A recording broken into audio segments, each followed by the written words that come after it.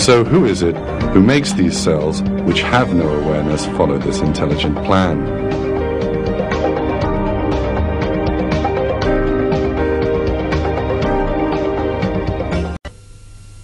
Bir yere gelir, rahme gireceği yeri seçer ve oraya yapıştıktan sonra aynı olan bütün bu hücreler nasıl oluyor da birdenbire bir yerden bir emir almış gibi hepsi ayrı ayrı yerlere göç ederek ayrı ayrı organların oluşmasını sağlamaya çalışırlar. Bu açıkça gösteriyor ki bu aynı olan hücreler, ne yapacaklarını bilmeyen hücreler, bütün genetiği, DNA'ları aynı olan hücreler bir yerden bir emir alarak bazıları beyni, bazıları kalbi, bazıları ise diğer organları teşkil ederler.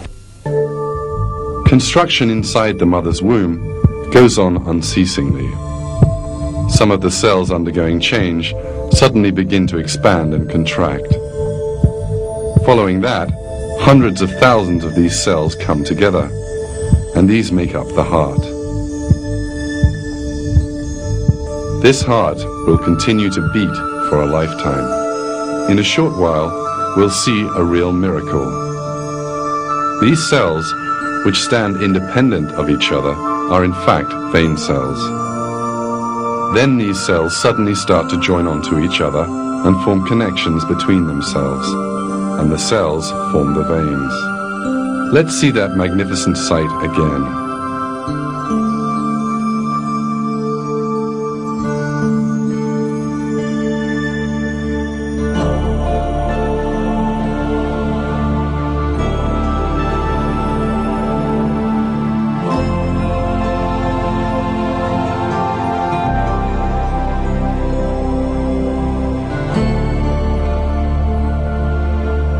How have these cells learned that they have to form a vein, and how can they do it? That is one of the questions that science has not yet found an answer to. The vein cells eventually make a perfect tubing system with no cracks or holes in it. The internal surface of the veins are smooth, as if made by expert hands. This perfect vein system will soon begin to carry blood to every part of the baby's body. The length of the vein network is more than 40,000 kilometers. That is almost as long as the circumference of the Earth. Developments in the mother's womb go on non-stop. In the 5th week, the embryo's arms and legs become visible. This bump will later turn into an arm. Some cells will then begin to form into hands.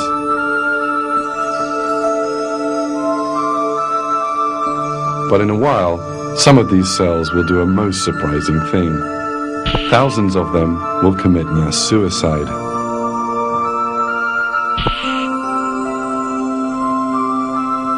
Why do these cells kill themselves?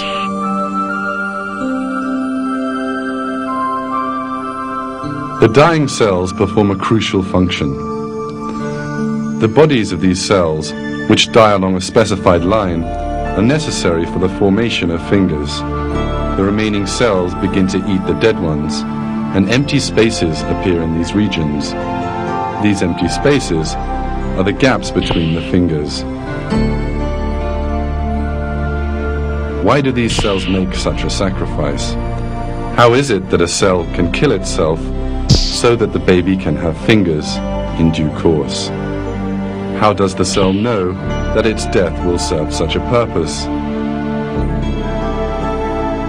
All this once again shows that all the cells which make up the human being are directed by God.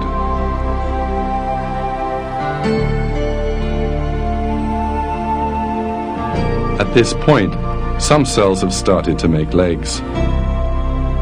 The cells cannot know that the embryo will need to walk in the outside world. But still, they make legs and feet for the embryo.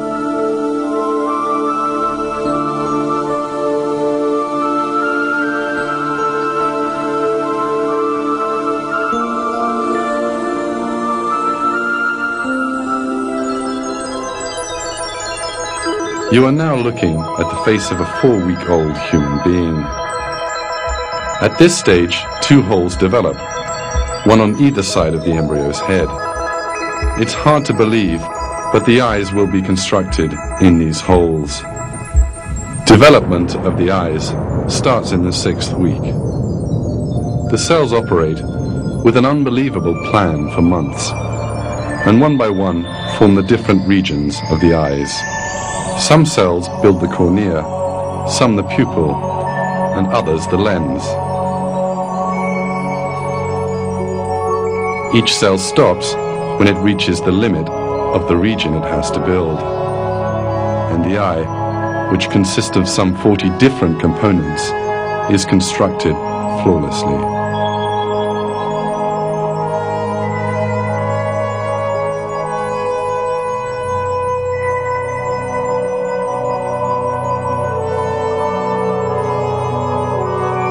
In this way, the eye, which is accepted as the world's most perfect camera, is brought into existence from nothing inside the mother's womb. It has been borne in mind that the person to be born will open his eyes to a world full of color, and an eye has been built which is ideally suited to its perception.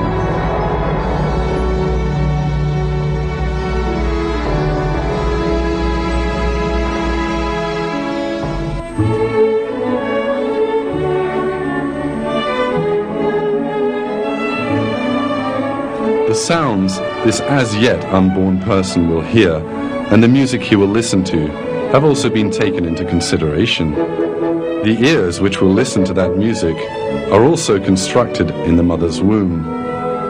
These cells make up the finest sound reception instrument in the world.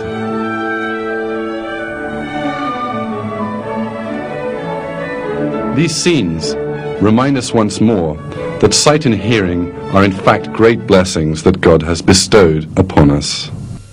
God puts it this way in the Quran: "And God has brought you out from the wombs of your mothers while you know nothing, and He gave you learning, sight and hearts, that you might give thanks."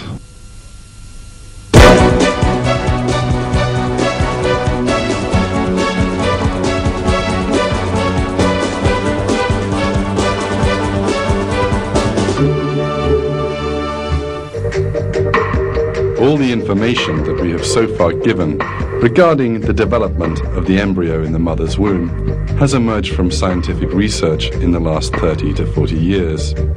And this new information has enabled more new miracles of the Quran to be grasped.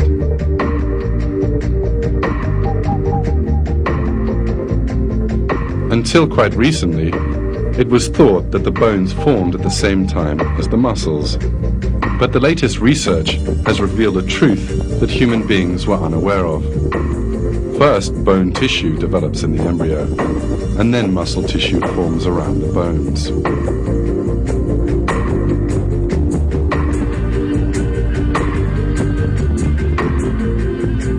The interesting thing is that this newly discovered fact was revealed 1400 years ago in the Quran. We then formed the drop into a clot, and formed the clot into a lump, and formed the lump into bones, and clothed the bones in flesh, and then brought him into being as another creature. Blessed be God, the best of creators.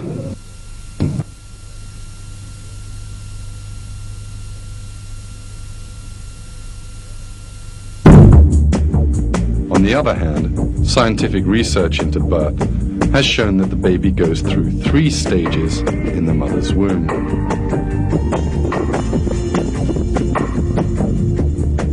This fact is described in the following way in a textbook on embryology, Basic Human Embryology.